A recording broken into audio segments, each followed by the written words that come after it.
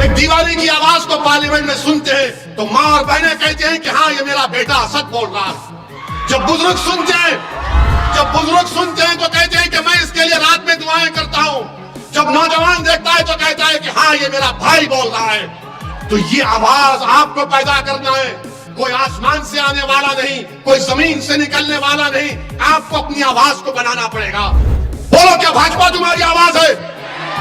क्या कांग्रेस तुम्हारी आवाज है? क्या दिल्ली का वो मुख्यमंत्री तुम्हारी आवाज है? कोई तुम्हारी आवाज को सुनने तैयार नहीं है। वो सिर्फ यही कहते हैं कि भाजपा को हमको वोट दो, और भाजपा दूसरों को डराकर वोट हासिल करती है। अगर आप भाजपा को अपनी आवाज समझते हैं तो बिल्किस को सामने रखो। अगर तुम कांग्रेस को अपनी आवाज समझते हो तो फिर 27 साल से कांग्रेस की नाकामी तुम्हारे सामने है। अगर दिल्ली का वो छोटा रिचार्ज आता है तुम उसको अपनी आवाज समझते हो तो तबलीगी जमात पर झूठे इल्जाम को याद रखो। मैं सिर्फ चुनाव की हद तक नहीं आया हूं, मैं बार बार तुम्हारे दरमियान में आता रहूंगा। ये मेरी आवाज नहीं है, ये तुम्हारी दिलों में छुपी हुई आवाज को मैं अपनी जबान से बयान कर रहा हूं। जो बरसों से तुम्हारे दिलों में एक तड़प थी उस तड़प को बयान कर रहा हूं। जो बुजुर्गों के दिलो दिमाग में उनके ख्वाब थे उन ख्वाबों को पूरा करने की कोशिश मैं कर रहा हूं। जो नौजवानों की आंखों में आंसू थे उनके आंसू पोंछने का काम मैं कर रहा हूं। हाँ, तुम अगर मेरी आवाज को दबाना चाहते तो दबा लो। हाँ, मेरी आवाज मेरी मौत से खत्म होगी, मगर मुझसे दुश्मनी करने वालों याद रखो, जब तक अल्लाह मुझे जिंदा रखेगा मैं एक नहीं, अल्लाह ऐसे हजारों मुझसे ज्यादा काबिल लोगों को पैदा करेगा। गुजरात में आपको अपनी एक आवाज की जरूरत है। गुजरात में आपको अपनी एक आवाज की जरूरत है। कौन है तुम्हारी आवाज? क्या भाजपा तुम्हारी आवाज है? बोलो, क्या भाजपा तुम्हारी आवाज है? क्या कांग्रेस तुम्हारी आवाज है? क्या दिल्ली का वो मुख्यमंत्री तुम्हारी आवाज है? कोई तुम्हारी आवाज को सुनने तैयार नहीं है। वो सिर्फ यही कहते हैं कि भाजपा को हराना हमको वोट दो, और भाजपा दूसरों को डराकर वोट हासिल करती है। तो मेरे इलेक्शन लड़ने का मकसद एक ही है कि आपकी आवाज को मजबूत किया जाए, आपकी आवाज को गुजरात की विधानसभा में भिजाया जाए। चाहे वसीम कुरैशी हो, साबिर काबुली वाला हो, कोई भी मजलिस का नुमाइंदा अगर कामयाब होगा इंशाअल्लाह तो गुजरात की विधानसभा में जाकर आपकी आवाज बनेगा।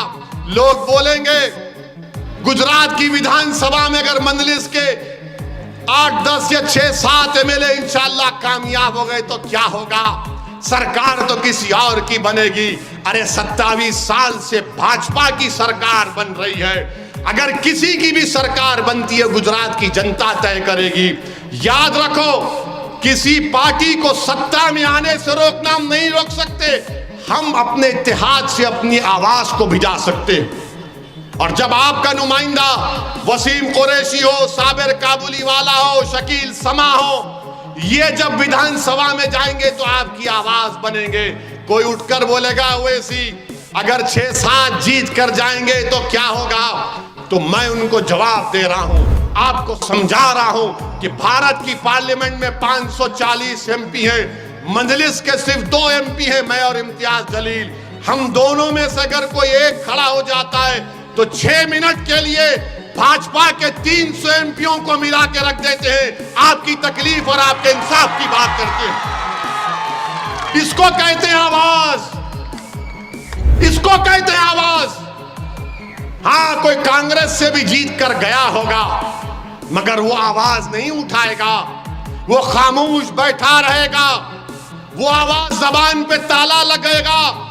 मैंने पार्लियामेंट में देखा कि जब मैं तकरीर करने के लिए खड़ा होता हूं तो अल्लाह का करम है, सदका नबी करीम सल्लल्लाहु अलैहि वसल्लम का, दुआ है औलिया अल्लाह की कि अल्लाह मेरी जबान में वो ताकत देता है बोलने के लिए, मेरा नाकारनामा नहीं।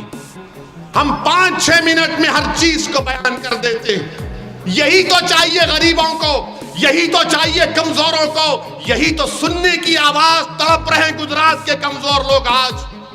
जब आप एक दीवाने की आवाज को पार्लियामेंट में सुनते हैं तो माँ और बहनें कहते हैं कि हाँ ये मेरा बेटा असद बोल रहा है। जब बुजुर्ग सुनते हैं तो कहते हैं कि मैं इसके लिए रात में दुआएं करता हूं। जब नौजवान देखता है तो कहता है कि हाँ ये मेरा भाई बोल रहा है। तो ये आवाज आपको पैदा करना है।